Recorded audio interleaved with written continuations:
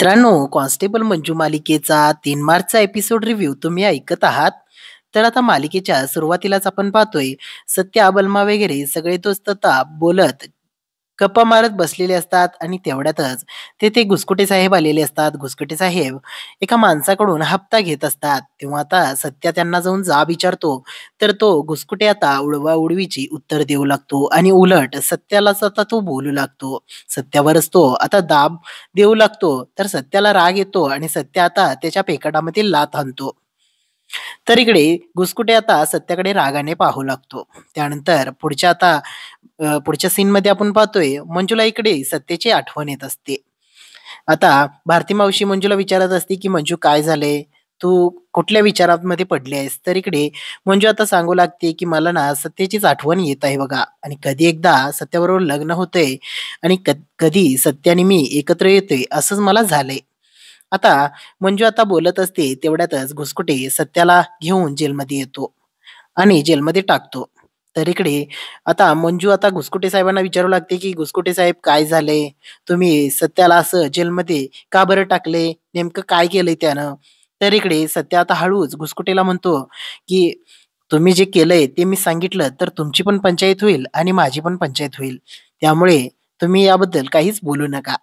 तर इकडे घुसकुटे आता काहीच बोलत नाही. तो म्हणतो, "सत्याने याआधी खूप गुन्हे केले आहेत आणि त्यामधलाच एकामुळे असं टाकलोय एकामुळे मी त्याला जेलमध्ये टाकलोय असं समजा." तर इकडे मंजू म्हणू लागते, "अहो काहीतरी ठोस कारण असेल ना?" तर इकडे घुसकुटे म्हणू लागतो, की "ते माझं मी सगळं बघून घेईन, की मोरे साहेबांना याबद्दल काय सांगायचंय ते. तुम्ही ना आता मला विचारू नका." असं म्हणून तो निघून जातो. तर इकडे मंजू सत्यालाच विचारू लागते, की "सत्या बरं काय केलंस तू?" तर इकडे सत्य आता म्हणू लागतो, "अहो वाघमारे तुम्ही तर मला म्हटलं होतं ना, की तुम्हाला माझ्याबरोबर राहायचं आहे 24 तास आणि जेलमध्ये टाकू का? तुम्हीच मला विचारलं होतं ना, त्यामुळेच मी स्वतःच जेलमध्ये आलोय बघा. आता आपण दोघेही एकत्र आहोत." तर इकडे जोरजोरात आता दोघं जण हसू लागतात. मंजू आता विचारू लागते, की "सत्या असं करून चालणार नाही. अरे काहीतरी कमी जास्त झालं तर तुझ्या आयुष्यभर अंगलट येईल ना." तर इकडे सत्या म्हणू लागतो, "अहो वाघमारे तुमच्यासाठी काय पण तुमच्याबरोबर राहण्यासाठी मी आयुष्यभर जेलमध्ये राहू शकतोय बघा." तर दोघे जण हसू लागतात.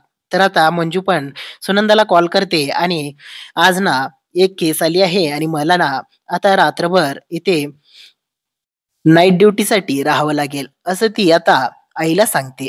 तर दोघे जण एकमेकांकडे बघू लागतात. त्यानंतर आता आपण पुढे पाहतोय इकडे सगळेजण घरातले आता सत्याची वाट बघत बसलेले असतात. सगळ्यांना आता खूप टेन्शन आलेलं असतं. तर आता अ, सवी म्हणू लागते, की "सत्या दादा ना मंजू वहिनीबरोबर असेल आणि आपण सगळेजण फोन करून त्यांना डिस्टर्ब करायला नको, त्यामुळे त्याने फोन स्विच ऑफ केला असेल." तर इकडे सवीचं हे बोलणं ऐकून मम्मी साहेब तिला ओरडू लागते. तेवढ्यातच आता बलमा तिथे "मम्मी, मम्मी" असं ओरडत येतो. तर इकडे आता सगळेजण विचारू लागतात, की "बलमा काय झाले? तू असं का ओरडत आहेस?"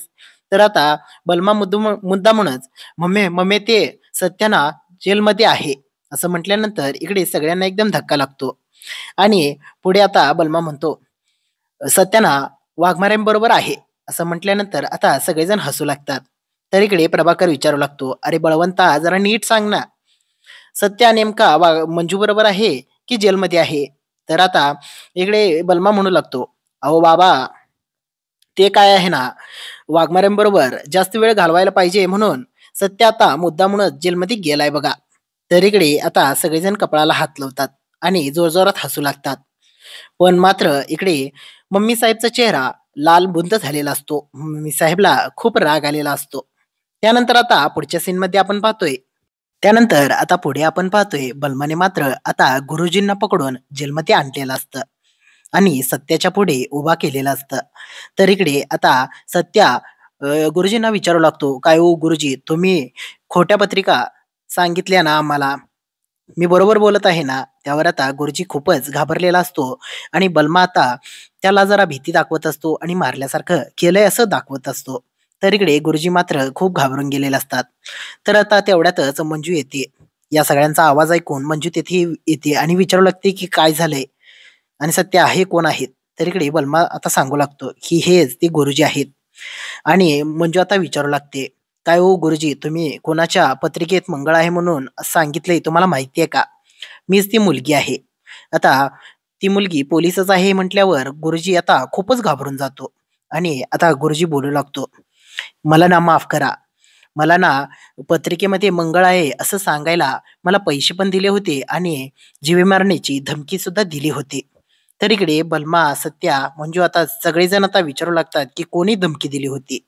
त्यावर आता अ, अ, गुरुजी मात्र आता सगळं काही साहेबाबद्दलचं सगळं सांगून टाकतो. मला ना मम्मी साहेबने धमकी दिली होती आणि पैसे सुद्धा दिले होते, की तुमच्या पत्रिकेमध्ये मंगळ आहे असं तुम्हाला सांगायचं आणि तुमचं लग्न व्हायला नको असं त्यांनी मला सांगितलं होतं आणि यामध्ये माझी काहीच चूक नाही. तर इकडे मंजू पण म्हणू लागते, की हे सगळं करताना ह्यो सगळा गुन्हा आहे. तुम्हाला माहिती आहे ना गुरुजी. परत तुम्ही असं करायचं नाही, असं सांगतात. तर गुरुजी पण हो म्हणतात. त्यानंतर सत्य आता बलमाला म्हणतो, की "तू सोडून ये गुरुजींना." तर आता बलमा गुरुजींना घेऊन बाहेर निघून जातो. तर इकडे आता अ, सगळं मम्मी साहेबांनीच केलंय असं गुरुजींनी सांगितलेलं असतं. त्यामुळे सत्याला मात्र खूप राग आलेला असतो. मंजू आता सत्याजवळ जाते आणि म्हणते, "सत्या, आधी तू ना शांत हो. तू ना गडबडीमध्ये काहीच आता करू नकोस आणि हे मला ना वचन दे. तू मम्मी साहेबांबद्दल याबद्दल काहीच बोलायचं नाही. मम्मी साहेबांना तू काहीच बोलायचं नाही. कारण याआधीच आपल्या आयुष्यात खूप मोठमोठे प्रॉब्लेम्स आलेत आणि आपण काही पण करून या सगळ्यांवर पर्याय अ, निवडूया आणि मम्मी साहेबांना आपल्याकडून वळवून घेऊया. त्यांचं मन वळवून घेऊया. तू ना मम्मी साहेबांना काहीच बोलू नको." तर आता सत्या पण शांत होतो आणि सत्या म्हणू लागतो, "बरं वाघमारे ठीक आहे." तर आता मंजू म्हणू लागते, "बरं ते सगळं सोड. आता जरा 4 घास खाऊन घे." तर आता सत्या म्हणू लागतो, की "वाघमारे आता ना माझा मूड नाहीये." तर मंजू म्हणू लागते, "अरे सत्या, आता ना जरा खाऊन घे आणि आपण ना या सगळ्यांवर काही पर्याय तयार करूया ना. तू काहीच काळजी करू नको. याआधी आपल्या आयुष्यात किती मोठे प्रॉब्लेम्स आलेत आणि सगळे आपण पार केलेत ना. आता आपण दोघांनी मिळून हे सगळं पार करायचं आहे आणि याबद्दल आता आपण दोघं काहीच टेन्शन घ्यायचं नाही. तू ना आधी 4 घास खाऊन घे." तर इकडे आता मंजू आपला डबा घेऊन येते आणि सत्याजवळ तिथे बसते. सत्या पण खाली बसतो. त्यानंतर आता आपण पुढे पाहतोय, मंजू सत्यासाठी जेवण घेऊन येते. दोघेजण खाली बसतात. आता सत्या मंजूला म्हणू लागतो, "हे बघा वाघमारे, तुम्ही म्हणताय म्हणून मी आता जेवायलोय बघा." तर इकडे मंजू पण आता सत्याला भरवू लागते आणि आता सत्या पण मंजूची आता जरा चेष्टा करू लागतो. "तुमच्या हातानं खातोय ना, म्हणून मला जेवण खूपच छान लागते बघा. एक नंबर जेवण आहे बघा." त्यानंतर आता सत्या पण एक घास मंजूला भरवतो. मंजू म्हणते, "पण सत्या मला तर वाटते, की जरा मीठ कमी आहे." तर आता सत्या म्हणू लागतो, "जेवणात मीठ कमी असेल हो, पण माझ्या प्रेम तर कमी नाहीये ना." मग झालं ना, विषय मिटला. तर आता दोघेजण हसू लागतात. पुन्हा आता सत्या मंजूला भरवू लागतो. मंजू आता सत्याला भरवू लागते. मंजू आता म्हणू लागते, "बरं सत्या, मी तुला मस्करीमध्ये म्हटले होते, की जेलमध्ये ये म्हणून. तू खरंच आलास." तर आता सत्या म्हणू लागतो, "अहो वाघमारे, तुम्ही असं म्हटला म्हणून तर मला सुचलं ना. तुम्ही जर म्हटलाच नसता, तर मला सुचलंच नसतं." मंजू म्हणू लागते, "अरे सत्या, असं करून चालणार नाही. घुसकोटे साहेबांनी काही कलमं लावली असती, तर तुला आयुष्यभर जेलमध्ये राहावं लागलं असतं." सत्या म्हणतो, "अहो वाघमारे, तुमच्या हातून जर असं मला खायला मिळणार असेल ना, तर मी आयुष्यभर जेलमध्ये राहीन." मंजू म्हणते, "बस, बस आता." अ, मंजू म्हणू लागते, "सत्या हे बघ, मला ना तुला खूप मोठं होताना बघायचं आहे. प्लीज आता असली मस्करी वगैरे काहीच करू नकोस आणि तू जेलमध्ये असलेलं मला जरासुद्धा आवडणार नाही. आपण दोघांनी एकमेकांच्या संगे एकमेकांबरोबर मोठं होऊया. हेच माझं स्वप्न आहे बघ आणि तुला असं जेलमध्ये बघून मला खरोखर आवडणार नाही. प्लीज तू असा येडेपणा परत करू नकोस." तर इकडे सत्या पण बरं ठीक आहे असं म्हणतो आणि दोघे जण आता जेवण करतात आणि दोघांचीच आता तिथे झोप लागते. एकमेकांच्या खांद्यावरती ते आता तिथेच झोपी जातात. त्यानंतर आता सकाळ होते. त्यानंतर आता पुढे सकाळ झालेली असते. सत्य आणि मंजू एकमेकांच्या खांद्यावरती झोपलेले असतात. दोघांची गाढ झोप लागलेली असते.